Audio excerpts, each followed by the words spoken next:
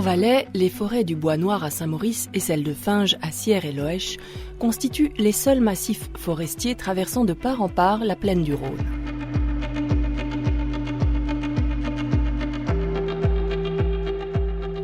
Intéressons-nous à l'exemple agonois. Ici, sur le cône de déjection du torrent du Saint-Barthélemy, la nature constitue un corridor de liaison biologique permettant à la faune de transiter de la rive droite à la rive gauche du Rhône, des Alpes bernoises aux Alpes valaisannes.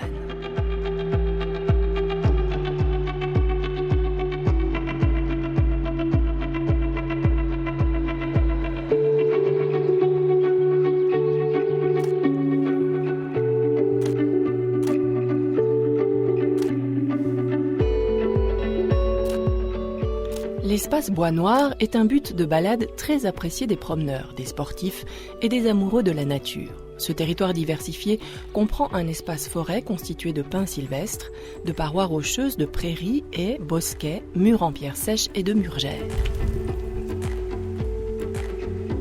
Ces milieux façonnent le paysage et offrent une grande variété d'habitats colonisés par de nombreuses espèces animales et végétales.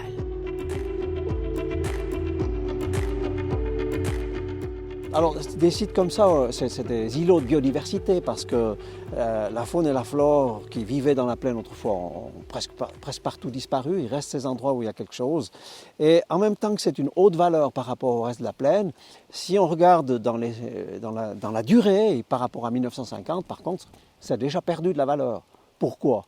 Ici, on a une forêt qui a été conservée parce que le torrent empêchait de coloniser, mais ce n'est pas un échantillon choisi de tous les milieux d'autrefois.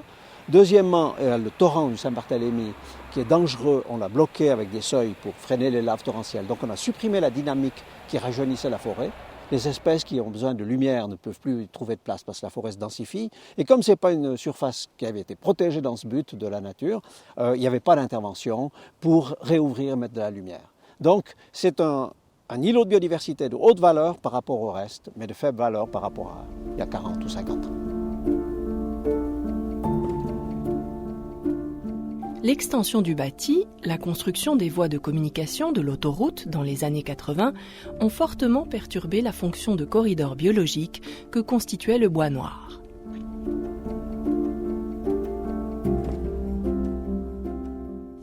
Obstacle difficile à franchir pour la grande faune et source de mortalité importante pour la petite faune.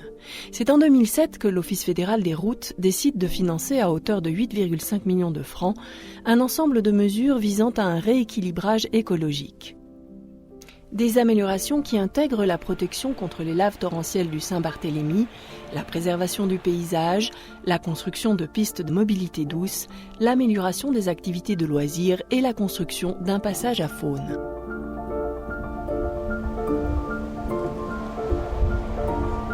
Alors, en 2007, on est sous une obligation légale de créer des passages à faune à travers les grands axes de transport qui cloisonnent le paysage et qui font qu'une partie de la faune a de la peine à passer d'un côté à l'autre.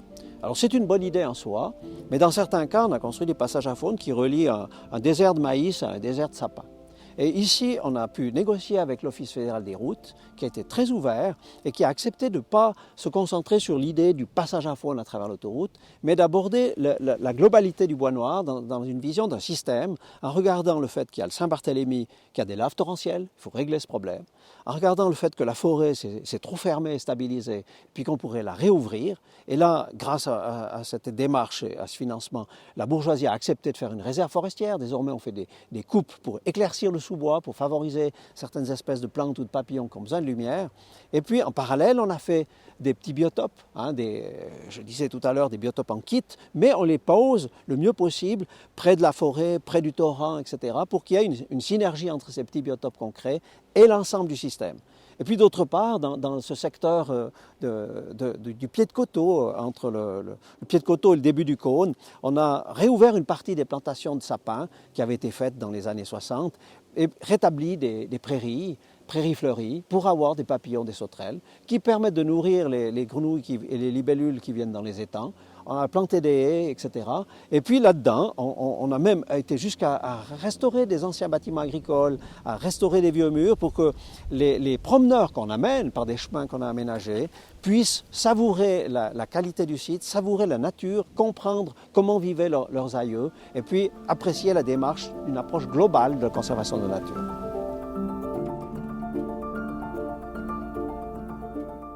D'abord coupé par la route cantonale et par la ligne CFF, le corridor faunistique du Bois Noir a subi des perturbations croissantes avec l'augmentation du trafic. L'effet de coupure s'est fortement renforcé avec la construction de l'autoroute à ciel ouvert. Bordée de part et d'autre par des clôtures, elle constitue un obstacle infranchissable pour la faune. Oh, regarde, on dirait des traces là. Ah oui. Alors ça c'est typiquement un renard, d'après la dimension, 4 cm de long, c'est vraiment un renard. Alors c'est important de relier les populations et les animaux qui se trouvent de part et d'autre des vallées, parce qu'on a cette scission des habitats qui est générale en Suisse. On est dans un pays très urbanisé, avec une population dense, avec des axes de transport très nombreux. C'est une volonté vraiment de la Confédération et des cantons de maintenir ces passages et de les restaurer. Alors en fait, ce passage à faune, il est principalement destiné aux ongulés et aux mammifères, mais il est aussi destiné à d'autres espèces, comme les batraciens par exemple, qui pourraient l'utiliser lors de leur migration saisonnière. Mais je dis donc le point fort, c'est principalement les espèces cerfs, chevreuils, sangliers et les grands prédateurs également qui sont concernés par cette amélioration de la franchissabilité de l'autoroute. Ouais, c'est un cerf de 2 ans et demi.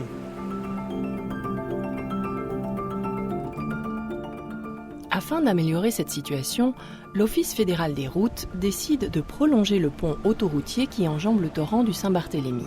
Durant l'hiver 2015, un passage pour la faune est excavé sous l'autoroute parallèlement au chenal dans lequel coule le torrent.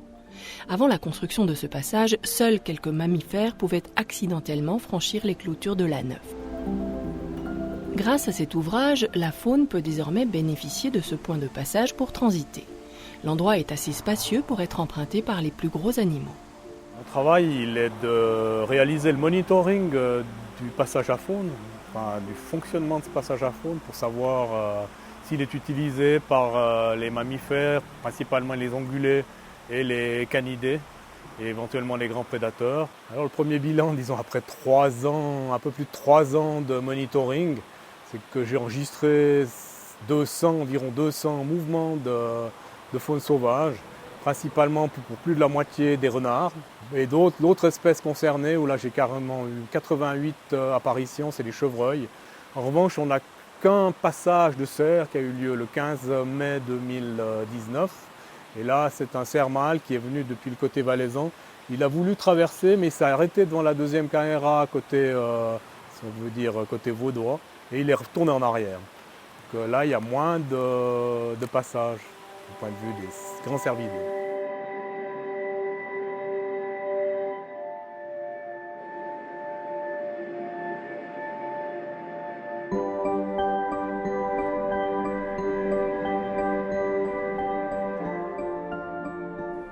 Malgré sa dénomination, l'espace Bois Noir ne se limite pas au Bois Noir à proprement dit, mais concerne un vaste périmètre des Dents du Midi aux Dents de Morcle, entourant l'ouvrage de franchissement de l'A9. Des réalisations ont également été menées sur les communes de Lavey, Eviona, Collonges et Doréna. Ici, des biotopes humides ont été créés, des pâturages afforestés ont été ouverts et surtout des châtaigneraies abandonnées ont été revitalisées. L'arbre à pain. Pourquoi ? Parce qu'au Moyen-Âge, la châtaigne, c'était vraiment important. Les gens se nourrissaient de ça. Vous remarquez les 3 parties, comme je vous l'avais dit, de la châtaigne. L'être humain a également été intégré au projet avec notamment la création d'un nouveau parcours Vita, la construction d'une piste de mobilité douce depuis Saint-Maurice et la mise sur pied de parcours didactiques. En arpentant les sentiers, les promeneurs peuvent découvrir les différents aménagements créés ces dernières années.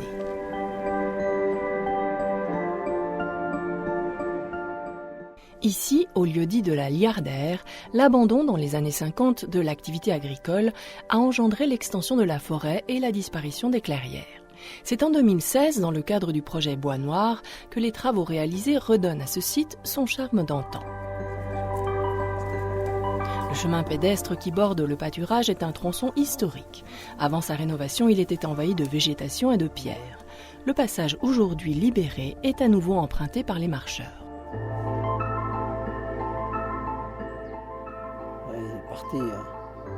Ce projet Bois Noir, moi je pense que c'est un peu un projet exemplaire dans le sens où on est, nous, ingénieurs en environnement, ingénieurs forestiers, biologistes, des bâtisseurs sensibles à la nature.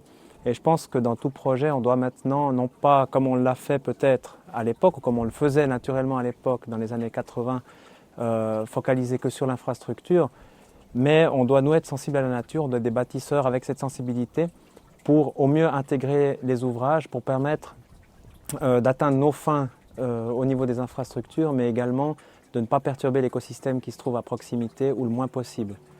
Et puis ben voilà, on espère maintenant que la perturbation que nous, on a volontairement apportée pour recréer ces biotopes va gentiment s'estomper et puis permettre aux différentes espèces de s'approprier les lieux et de les coloniser.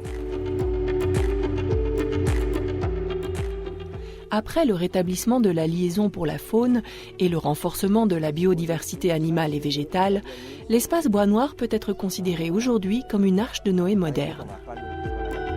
Il garantit à long terme une liaison écologique entre Alpes valaisannes et Alpes bernoises où la faune est riche et variée.